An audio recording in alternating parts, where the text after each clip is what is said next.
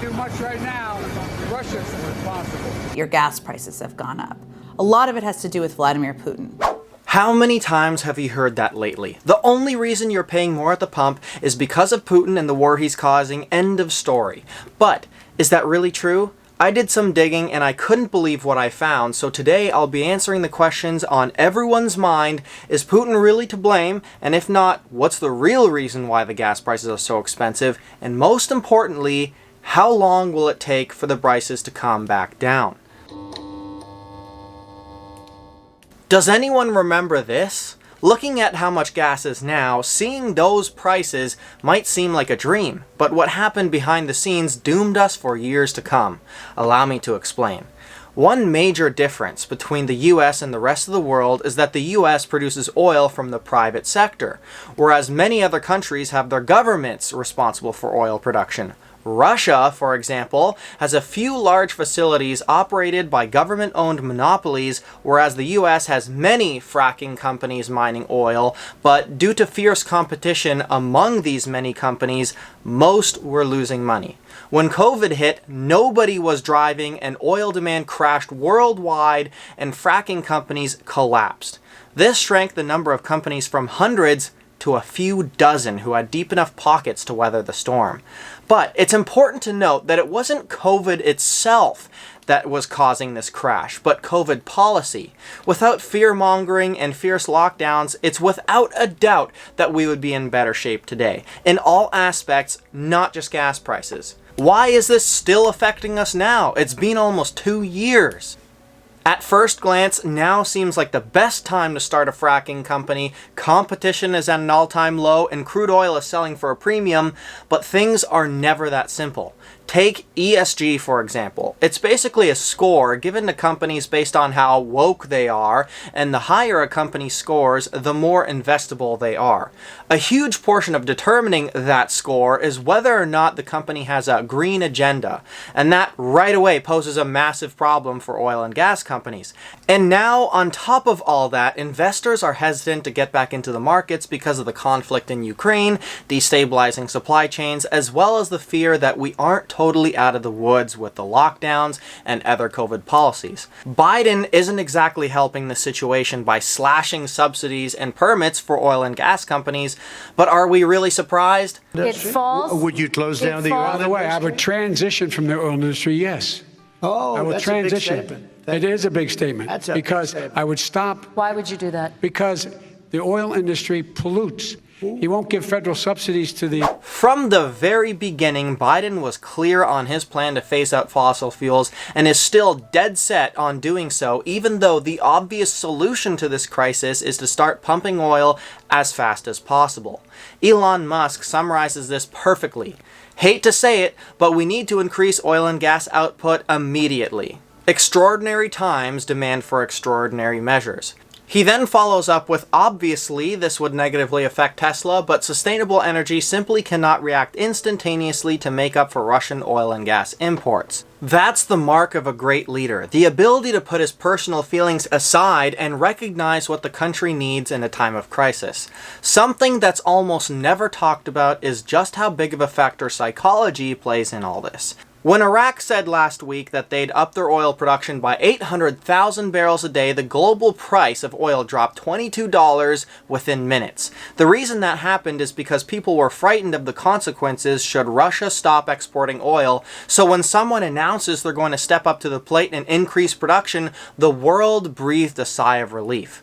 Imagine just for a minute, if Biden went to the oil and gas industry and said, okay, I know I've said we're going to get off oil and gas and that you guys are basically yesterday's industry, but I'm going to temporarily drop that so we can solve this energy crisis.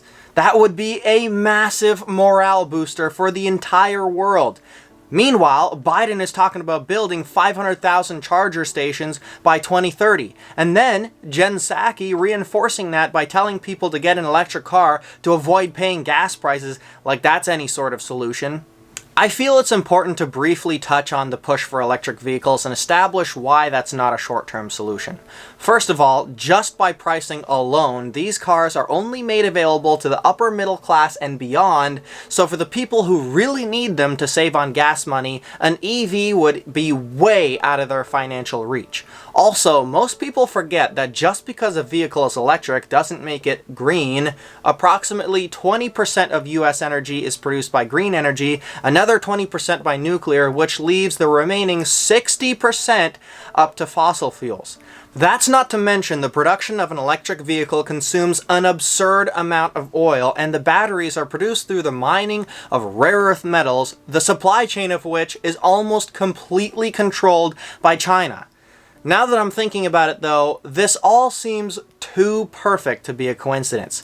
Biden was already facing tons of scrutiny for gas prices and inflation beforehand, but since the war began, he can now deflect all of that blame on Putin.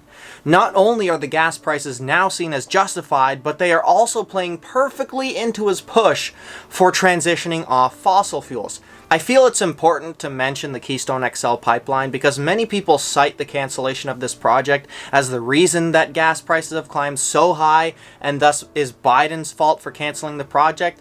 But what many people don't know is that the XL pipeline was only a planned addition to the already existing pipeline to make the movement of oil even more efficient. Would it have helped lower the gas prices if operational? 1,000,000%. But it's not even worth considering the what-ifs at this point because only 8% of the pipeline was built by the time Biden canceled it on his first day of office. The soonest that the pipeline could have been operational was in early 2023, so regardless of who would have been in office, it wouldn't be in operation today to help us through this present energy crisis.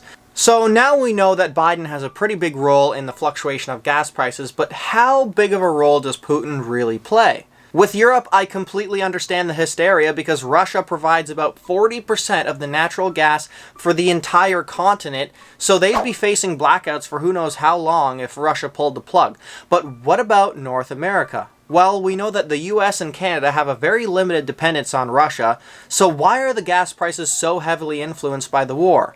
When going to the U.S. Energy Information Administration website, it specifies that the U.S. consumes 19.7 million barrels a day of crude oil, but only produces 12.1 million barrels per day, meaning the remaining 7.6 million barrels are to be imported to keep up with demand. But that's not even the crazy part. When you click here, you get to this complicated spreadsheet, and after staring at it for a couple minutes, I realized that these are all the countries the U.S. imports oil from every day. A total of a whopping 73 different countries. And when I dug a little bit deeper, I found we import about 650,000 barrels of Russian crude oil a day. And I know that seems like a lot, but that's only 8% of our daily imports. This 8% could easily be replaced by a country like Venezuela, for example, and even though we'd be funding a dictator's regime, it's better than the alternative. The US barely imports any Russian oil, and Canada doesn't at all, so then why are the gas prices so heavily influenced by the war? We don't have a strategic interest in reducing global supply of energy. That would raise prices at the pump for Americans, said spokesperson Karine Jean-Pierre at a White House news briefing. That means that during this entire war, the flow of oil out of Russia remained the same the whole time. True, Russia supplies 10% of the world's oil, so if that were to disappear overnight, prices would skyrocket even further. But if sanctions are not imposed on their oil exports, then that will never happen. But there are so many factors that influence the price of oil, so if there really is a secret agenda at play here, we will likely never know. And because we can't narrow down these price hikes to one reason, it's hard to forecast when the prices will drop back down. But based on human psychology and basic economics, we can make an educated guess.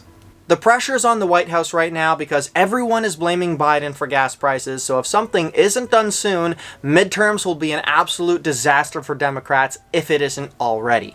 He already promised to release some oil from the U.S. Strategic Petroleum Reserve, which has 727 million barrels of crude oil in storage right now.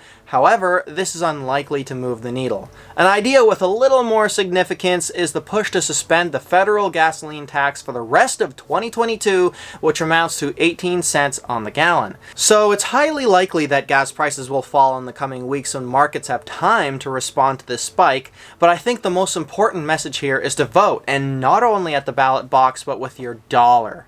Only drive when necessary and avoid gas stations that try to gouge you an extra couple of cents on the gallon. Use the law of supply and demand against them, because the sooner that people realize that we, the masses, are the ones in control, the sooner we can put an end to this crisis.